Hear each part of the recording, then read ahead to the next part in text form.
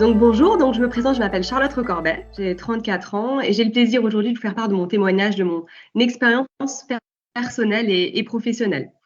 Alors j'ai fait toute ma scolarité jusqu'au baccalauréat en Corse, depuis l'école de Touches en passant par le collège Baléone et jusqu'au lycée Laetitia, donc à Ajaccio.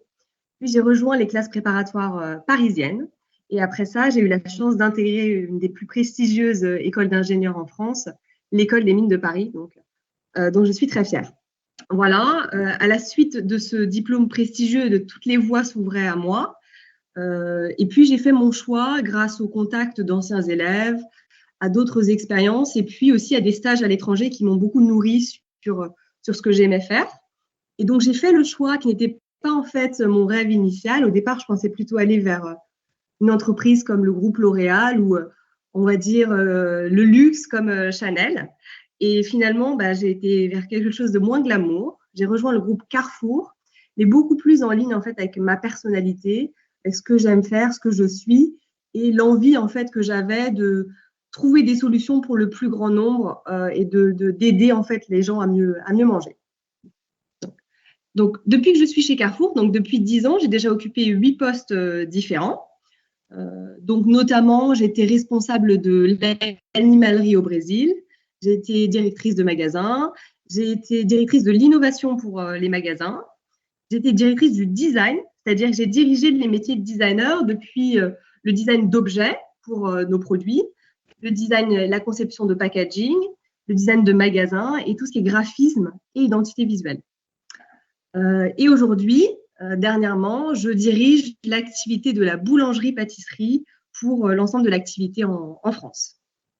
Alors, est-ce que dans mon parcours, j'ai rencontré des stéréotypes de genre et quelles expériences j'en tire? Alors, personnellement, je pense que oui, il y a des différences entre les femmes et les hommes, mais que ce sont des différences que nous construisons et que nous installons au fil de notre vie et qu'il faut du coup lutter à toutes les étapes pour pas qu'elles s'installent et que ce phénomène se propage. Et notamment, je pense qu'il faut que nous travaillions beaucoup sur l'orientation. Et personnellement, c'est une des grandes réussites qui fait que j'ai ce beau parcours derrière dans lequel je m'épanouis. Parce qu'en fait, il y a des choix faciles qui sont issus plus de notre culture, voilà, de l'image, par exemple, des femmes, et qui ne sont pas forcément des choix, du coup, personnels sur les envies profondes que nous avons. Donc, pour dépasser les choix d'orientation faciles, quelque chose qui est important et sur lequel moi j'ai beaucoup compté, c'est s'appuyer aussi sur des rôles modèles. Alors, j'entends par rôle modèle des rôles et des personnes vers lesquelles on peut assez facilement se projeter. En tout cas, moi, c'est ce qui a fonctionné, c'est-à-dire des personnes quand même relativement proches, dans lesquelles voilà, on a une image qui est assez facile de visualiser. J'entends, par exemple, c'est difficile de se projeter dans une Elisabeth II, par exemple. Donc, plutôt se projeter, moi, par exemple, vers des gens de notre famille. Moi, c'est pas mal dans le sillon de mon frère que je me suis inscrite. Mais ça peut être n'importe qui, des oncles, des tantes dans la famille, des amis, ou même des célébrités, mais peut-être qui restent atteignables pour se dire que c'est aussi accessible à tous. Et le deuxième conseil que j'ai envie de donner va dans ce sens-là aussi, c'est que je pense qu'il faut aussi dépasser ses propres freins et lever en fait ses propres barrières pour voilà, mener des carrières qui nous ressemblent et dans lesquelles on s'épanouit. Et notamment pour les femmes, parce que c'est un petit peu plus marqué chez elles avec le temps, en fait, dépasser le rôle modèle un peu de la bonne élève ou du bon élève d'ailleurs, parce que ça existe aussi pour les garçons, qui consiste du coup à penser qu'il y a forcément la bonne réponse et la mauvaise réponse, et qui parfois peuvent vraiment nous limiter en fait dans l'affirmation de soi et dans nos métiers et dans notre carrière professionnelle. Donc il faut dépasser ça et se dire qu'il n'y a pas de bonne réponse, que tout est possible et qu'on a aussi notre part à prendre et notre mot à dire. Voilà, donc pour moi, c'est quelque chose qui est important, sur lequel je travaille d'ailleurs encore aujourd'hui, qui est l'estime de soi et la confiance en soi et l'affirmation de sa propre personnalité. Par rapport au rôle modèle, moi, que j'ai eu et que j'ai parfois suivi, je pense que les obstacles sont très personnels. Donc, je n'ai pas eu les mêmes obstacles que mon frère ou que des femmes que j'ai pu rencontrer dans ma carrière, notamment chez Carrefour.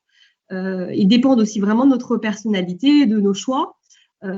En revanche, ce que j'ai trouvé très fort et très intéressant, c'est d'avoir des personnes suffisamment proches pour qu'elles puissent vous raconter leurs expériences, à la fois ce qu'elles ont réussi et qui du coup vous donnent envie de suivre leur sillon, mais aussi ce qu'elles ont eu des difficultés à faire et parfois même les échecs qu'elles ont vécus, parce que ça permet aussi de comprendre que voilà, un parcours se construit avec des échecs, des embûches. Moi, j'en ai eu plein en seulement 10 ans.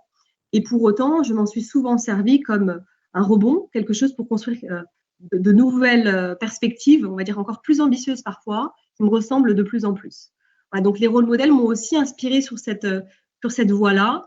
Et au départ, si ces rôles modèles sont trop éloignés de vous, de nous, c'est pas forcément quelque chose que du coup on a tendance à faire. La difficulté par contre qu'il y a, c'est que moi j'ai eu la chance de trouver des rôles modèles tout au long de mon parcours, mais que toutes les femmes n'ont pas forcément cette chance-là. Après, je vous dis, les rôles modèles, ils peuvent être de différents niveaux. Moi, c'est mon frère sous certains aspects. Ce sont des femmes sous d'autres dans le milieu professionnel.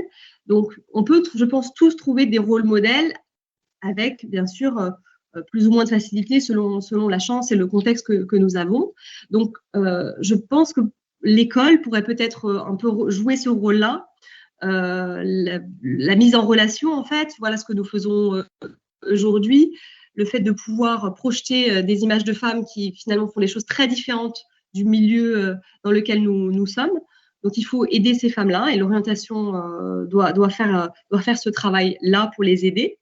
Et puis après, on a la chance quand même aujourd'hui d'avoir accès à énormément d'informations qu'il n'y avait pas forcément moi, par exemple, quand j'étais encore au lycée, même si Internet était déjà là, bien sûr, mais avec beaucoup moins de richesse. Donc, je pense qu'il faut aussi apprendre aux personnes qui doivent faire des choix d'orientation à chercher par elles-mêmes, à se renseigner, à regarder des vidéos, à se mettre en relation. C'est très facile aujourd'hui d'aller chercher des noms et de les contacter à travers notamment des outils comme LinkedIn pour le réseau professionnel, mais aussi d'autres réseaux sociaux. Et généralement, les femmes et les hommes aussi qui ont eu une carrière professionnelle sont très ouverts en fait à témoigner. Et moi, j'ai eu beaucoup de facilité quand justement j'ai dû sortir d'école d'ingénieur à contacter des gens et aller boire un petit café avec eux pour discuter. Et les gens sont très volontaires, donc il ne faut surtout pas hésiter à le faire. Et encore une fois, à toute étape de la vie, que ce soit au collège, au lycée, pendant les études supérieures ou même pendant une carrière, parce que à tout moment, on a besoin de conseils, de regards extérieurs et d'autres exemples. J'étais un profil de très bon élève et c'est aussi pour ça que je voulais donner des conseils autour de ça. C'est que aujourd'hui, ça m'a encore marqué le fait d'être un profil de très bon élève, c'est-à-dire quelqu'un de studieux, quelqu'un qui a de très bons résultats, qui a des capacités aussi que j'ai bien sûr exploitées, mais par le travail et la détermination. Donc, j'ai tout au long de ma scolarité vraiment eu de très, très, très bons résultats. Et les professeurs m'ont d'ailleurs aidé et poussé vers des études supérieures ambitieuses et très ouvertes comme l'est l'école d'ingénieur. Voilà, comme ça me permettait vraiment de tout faire ensuite et de choisir ma vie et ma carrière. Mes choix d'orientation se sont faits vraiment très progressivement. Donc voilà, comme je le disais, je suis partie de l'envie d'être coiffeuse. Ça, c'était plutôt primaire. Puis ensuite, celle d'être professeur d'espagnol parce que j'avais une super professeure d'espagnol qui m'inspirait. Et puis petit à petit, finalement, j'ai vu d'autres personnes qui ont fait d'autres parcours et qui m'ont donné envie de plutôt aller vers quelque chose de généraliste, donc d'où les sciences, les mathématiques et la physique en école supérieure, puis ensuite l'école d'ingénieur. Donc moi, j'ai une démarche qui est très progressive et je ne fais pas partie des gens qui se projettent à 10 ans et qui avaient un rêve, en fait. Et je construis en fonction de ce qu'à chaque moment, j'ai envie de faire. Et par contre, j'essaie de m'écouter de façon assez profonde, de faire parler mon cœur. Alors parfois, j'essaie d'être rationnelle aussi dans les choix parce qu'il faut savoir l'être. Et voilà, se dire, c'est ça qui me parle le plus, c'est ça dans lequel je vais m'accomplir. Et c'est comme ça, petit à petit, que j'ai construit ma carrière ensuite aussi chez Carrefour.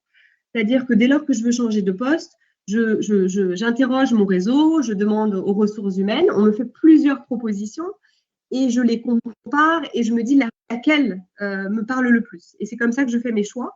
Et puis petit à petit, là, au bout de 10 ans, en revanche, je commence à voir des choses qui sont très communes, dans lesquelles voilà, je m'accomplis.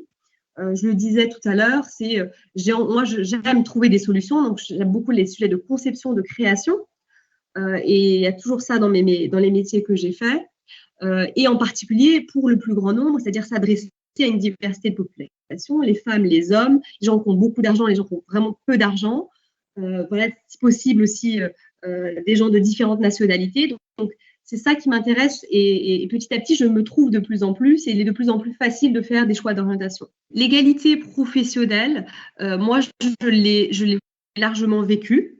J'ai intégré un programme en plus chez Carrefour qui s'appelle le programme Graduate, quelque chose d'ambitieux, qui est un tremplin pour les carrières. Et nous étions un certain nombre de femmes, donc c'est presque déséquilibré dans l'autre sens. Et puis, oui, j'ai eu des évolutions tout autant que les hommes. Maintenant, je le constate, aujourd'hui, dans la structure hiérarchique, on a encore des difficultés dans l'entreprise à rééquilibrer plus nous montons en hiérarchie. Donc, je vois bien qu'il y a encore des freins, que voilà, on a en plus dans la grande distribution un modèle qui au départ est plus masculin, donc avec plus d'hommes que de femmes. Donc, je suis bien consciente qu'il faut lutter aussi contre ça et qu'il faut faire évoluer notre modèle. Et l'entreprise, heureusement, nous aide aussi à le faire. C'est-à-dire qu'on a cette chance aujourd'hui d'avoir conscience de ce problème. Et de fait, on a des programmes qui sont mis en place autour de ça. Donc, les femmes ont notamment accès à des programmes de coaching pour les aider à lutter contre les stéréotypes ou lutter contre, je le disais, les problèmes personnels d'estime de soi. Ou voilà, on essaie de construire des programmes un peu personnalisés pour certaines femmes pour les aider à monter et rééquilibrer petit à petit cette structure hiérarchique qui ne l'est pas encore parfaitement aujourd'hui.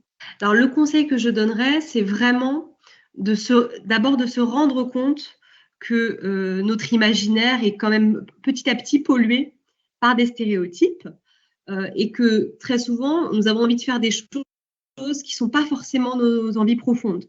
Donc, je donnerais vraiment ce conseil-là, c'est de creuser. Donc, c'est-à-dire, quelles sont vos envies ? Il y a la première, il y a la deuxième, il y a la troisième, essayer d'aller un petit peu plus loin, se renseigner autour de ses envies, essayer peut-être d'aller voir des choses complètement différentes en contactant des gens voilà, dans votre entourage qui font des choses très différentes de ce que vous aimiez faire. Peut-être justement se forcer à aller voir plus des hommes que des femmes si vous êtes une femme, pour voir des métiers peut-être qui vous attireraient moins facilement parce que c'est la culture qui veut ça. Donc, voilà, se rendre compte d'abord des stéréotypes et se forcer en tout cas à s'ouvrir un maximum l'esprit parce que notre esprit est étriqué par notre société. Voilà. Et je pense que si nous arrivons tout au long de nos parcours comme ça à faire des choix plus personnels, plus profonds, plus réfléchis, on arrivera petit à petit aussi à rééquilibrer et à faire qu'en école d'ingénieur, on ait plus de femmes, en études de mathématiques aussi, dans la grande distribution, peut-être dans le BTP, etc. Voilà. Et pareil pour les hommes, qu'il y ait plus d'hommes coiffeurs demain, qu'il y ait plus d'hommes professeurs des écoles, etc. Voilà, donc je conclurai juste en disant que tout est possible pour les femmes, tout est possible pour les hommes aussi, que c'est une question de choix, il faut être vigilant sur l'orientation et sur du coup ces choix que nous faisons de certaines voies à certains moments, parce que la culture nous amène parfois vers des voies plus faciles, et ce n'est pas forcément le reflet de notre personnalité. Et il faut bien sûr faire preuve d'implication, de détermination et que ensuite tout est possible.